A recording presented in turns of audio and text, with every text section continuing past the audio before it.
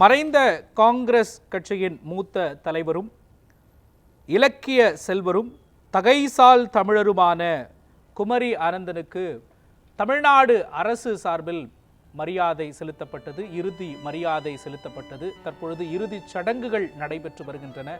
அந்த காட்சிகளை நேரலையாக பார்த்து வருகிறோம். காங்கிரஸ் மூத்த தலைவர் குமரி அனந்தனின் உடலுக்கு அரசு மரியாதை செலுத்தப்பட்டது, இறுதி மரியாதை வழங்கப்பட்டது. 72 குண்டுகள் முழங்க அரசு மரியாதை வழங்கப்பட்டது. தற்பொழுது இறுதி சடங்குகள் நடைபெற்று வருகின்றன. அந்த காட்சிகளை பார்த்து வருகிறோம். காங்கிரஸ் கட்சியின் முதுபெரும் தலைவரும் தமிழிசை சவுந்தரராஜனின் தந்தையுமான குமரி அனந்தன் காலமானார். இலக்கிய செல்வர் என்று அவர் அழைக்கப்பட்டார். நாடாளுமன்றத்தில் முதலில் தமிழில் பேசியவர் குமரி அனந்தன். 5 முறை எம்எல்ஏ, 1 முறை எம்பி நாடாளுமன்ற உறுப்பினர் பதவியை வகித்தவர். 1996 தமிழ்நாடு காங்கிரஸ் கமிட்டியின் தலைவராகவும் அவர் இருந்திருக்கிறார்.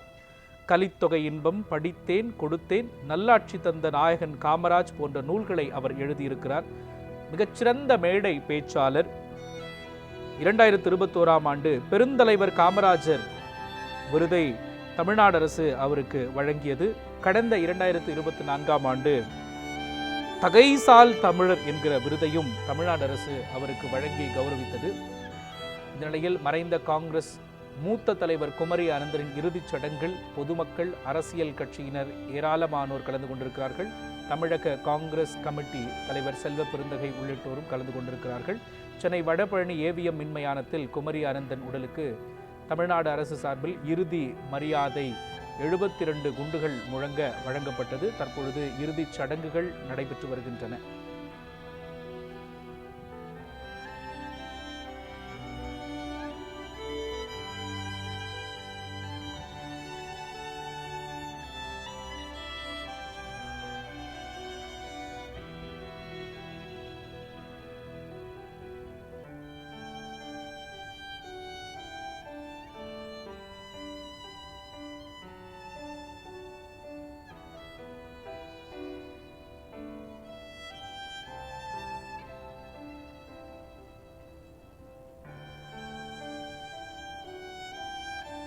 அரசியலிலும் இலக்கியத்திலும் செல்வராக திகழ்ந்தவர் குமரி அனந்தன்.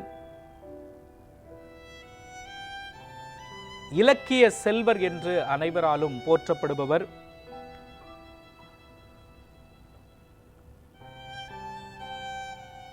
மறைந்த மூத்த காங்கிரஸ் தலைவர் குமரி அனந்தன் உடலுக்கு 72 குண்டுகள் முழங்க அரசு மரியாதை வழங்கப்பட்டது.